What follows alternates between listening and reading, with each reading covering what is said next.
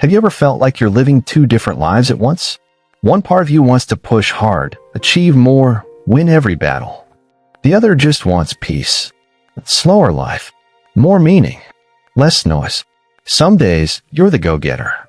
Other days, you're the soul searcher. But deep down, you know these two voices don't always get along. What if the real reason you're stuck isn't because you're lazy, broken, or lost? What if it's because you're at war with yourself? Millions of people live this inner conflict every single day. You wake up with goals, but your spirit feels tired. You push yourself to succeed, but a quiet voice inside keeps asking, is this really who I am? This is the battle within, a deep emotional war between who you think you should be and who you truly are. And here's the truth, that war doesn't mean you're broken. It means you're human. According to Tony Robbins, most people don't need to become something new. They need to remember who they are, beneath all the pressure, labels, and expectations. And as Dr. Joe Dispenza says, when your thoughts and emotions are out of sync, your body goes into survival. You can't grow from there. Today, you'll learn how to end that war. You'll discover how to listen to both parts of yourself and unite them into a new kind of power. The kind of power that doesn't burn you out, but lights you up. This isn't about choosing between ambition and peace. It's about building a life where both can live together. So if you've ever asked yourself, why do I feel so torn inside? Or why can't I stay consistent with who I want to be? Then stay with me, because what you're about to hear could change everything. You ever feel like you're doing everything right, but something still feels off? Like you're chasing goals, pushing yourself to be stronger, smarter, better, but deep down, a quiet part of you is whispering, this isn't you. That's not weakness. That's a message. Inside every one of us, there are two powerful voices. One is the warrior, driven, focused, relentless. The other is the healer, gentle, wise, deeply connected to your heart. But here's the thing, these two parts rarely speak the same language. The warrior says, push harder. Win at all costs. The healer says, slow down. You're burning out, and you feel caught in the middle, torn between ambition and peace. According to Tony Robbins, this is one of the biggest hidden battles people face. We try to become something that pleases the world, but we forget who we were before the world told us who to be. You weren't born divided. That split happened as you tried to survive, impress, succeed, protect yourself. Dr. Joe Dispenza explains that when your thoughts and emotions are out of alignment, your body goes into stress mode. You might want to grow, but your body is wired for fear, for safety, not expansion. That's why it feels like you're fighting yourself. Because you are. Let's bring this to life with real people, you know. Russell Brand was once seen as pure chaos, addiction, controversy, wild energy. But underneath all that was a seeker. Today, he's a student of spirituality, meditation, and self-mastery.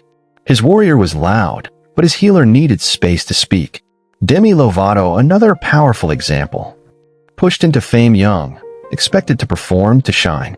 Behind the lights was pain, trauma, silence. Her journey has been messy, but it shows us, sometimes healing means letting the world see your cracks. Andrew Garfield, during the filming of Silence, spoke publicly about losing himself. Fame didn't fulfill him. The applause didn't heal him. He went deep into faith, silence, and the parts of himself he had ignored. And Megan Fox, celebrated for beauty, sexualized by the media, but quietly fighting to reclaim her own story. She spoke of disconnection from her own identity and the pain of being seen but not known. These aren't failures. They're reflections of a truth most people are too afraid to admit. We are not one thing. We are complex, layered, sometimes torn. So what can you do with this? Start by naming your parts. Not to judge them, but to understand them. What does your warrior want to protect? What does your healer need to say? As Dr. Joe Dispenza teaches, you can't change what you don't recognize. And as Tony reminds us, what you resist persists, but what you embrace transforms. Shetty puts it beautifully. We live multiple lives in our mind. It's our job to unite them with intention. And James Clear, the habits expert, teaches us that every action you take is a vote for the type of person you want to become. So every time you pause before reacting, every time you listen instead of rushing, You're not just calming down. You're building a bridge between the parts of you that have been at war. You're becoming whole again. Let's take a moment. Close your eyes for 10 seconds. Think about a part of you that you often push away. What is it really trying to say? There's a voice inside your head. Sometimes it lifts you up, but other times it tears you down. It tells you, you're not enough. You always mess this up. Why even try? That voice isn't random. It was built by your past, your pain, your patterns. But here's the truth. Just because that voice is familiar doesn't mean it's right. According to Tony Robbins, change your story and you change your life. You are not the things that happen to you. You are the meaning you give to them. Dr. Joe Dispenza goes even deeper. He says your brain and body actually get addicted to old emotional states. You think you're having new thoughts, but you're actually feeling old emotions. And that's what's keeping you stuck. That's why even when you try to improve, start new habits, chase big goals, something pulls you back. It's not just laziness or fear. It's the story your nervous system is used to living. And the good news? You can rewrite it. But rewriting your story starts with seeing it clearly, with no judgment, no shame. Let's look at 4 people who did just that. Howard Schultz, former CEO of Starbucks, grew up in public housing. His father broke his back working menial jobs. Howard watched his family suffer, not from lack of love, but lack of opportunity. He used that pain to write a new story, one where dignity, not profit, came first. That became the heart of Starbucks. Steve Jobs, after being fired from the very company he built, fell into depression. But in that silence, he reconnected with what mattered: creativity, elegance, soul. When he returned, he didn't just make better products. He brought heart back into the company. His fall became his reinvention. Michael Phelps, the most decorated Olympian of all time, reached a point where medals meant nothing. He faced anxiety, depression, even thoughts of ending it all. But when he spoke out and got help, he realized his pain wasn't weakness. It was a message. Today, he uses his voice to help others rewrite their mental health story. Ariana Huffington, after collapsing from exhaustion in her office, realized her success had no soul. She began to study well-being, mindfulness, purpose, and rebuild her life around those values. That became the foundation of Thrive Global. Each of them faced a moment where their inner voice tried to keep them small. But instead of listening, they rewrote the script. Mel Robbins, creator of the 5-second rule, teaches this in a simple but powerful way. You don't have to feel ready. You just have to move. And Simon Sinek, in his work on leadership and identity, says, people don't buy what you do. They buy why you do it, including you. That means you can't just act different. You have to believe different. You have to start telling yourself a new kind of truth. Instead of, I always fail. I've failed before, but I've also gotten back up. Instead of, this is just who I am. So, this is who I've chosen to be, and I can choose again. Here's an exercise for you, simple but deep. Write down one sentence that you believe for years. Something negative, something limiting. Then rewrite it. Same truth, new meaning. Because that's the power of your story. It's not just what happened to you. It's what you decide it means. Your thoughts are not permanent. Your pain is not your identity. You are not stuck. You're just holding on to a script that you didn't write. It's time to become the author. So what happens after you've named your inner voices and rewritten the story you've been telling yourself? You begin to build something powerful. Not a new version of you, but a whole version of you. This is the moment when your warrior and your healer stop fighting and start walking together. Integration isn't about perfection. It's about wholeness. As Tony Robbins says, when you integrate the parts of you that you used to reject, you stop living in conflict and start living in power. But how do you actually do that?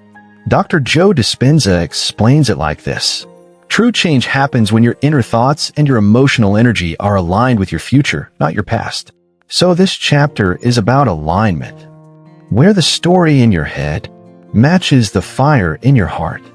Let's make this real with 4 examples of people who found that alignment by embracing all parts of themselves. Dwayne "The Rock" Johnson used to hide his emotional pain behind humor and toughness. But when he started opening up about depression, loss, and identity, everything shifted. His strength became deeper, not just physical, but emotional. That's what made him not just a celebrity, but a role model.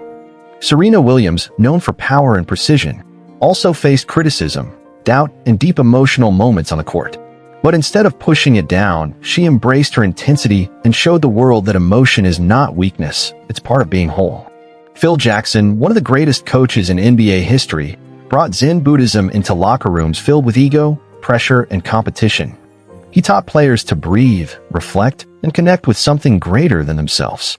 His genius wasn't just strategy, it was integration. Shia LaBeouf had a reputation for chaos. Arrests, breakdowns, lost roles. But after hitting rock bottom, he turned inward, found faith, therapy, honesty. His work in Honey Boy wasn't just acting, it was healing. He stopped pretending. He started integrating. These people didn't erase who they used to be. They stopped hiding the parts they thought were unlovable. That's what this is all about. Integration means bringing every part of you to the table, the bold and the broken, the strong and the soft. Robin Sharma says, "The moment you stop chasing the version of you that others expect is the moment you meet your true self." David Goggins reminds us, "You will never meet the strongest version of yourself by avoiding the weakest one." Let that land. You're not here to destroy your pain. You're here to listen to it, to learn from it, and to let it become part of your power. So now let's do something simple but meaningful. Take a deep breath. Close your eyes. Picture your inner warrior, strong, sharp, disciplined. Now picture your inner healer, calm, kind, deeply rooted. Imagine them standing face to face. They look at each other. And instead of fighting, they shake hands. They choose to work together. To lead your life as one. Now give this new, integrated version of yourself a name.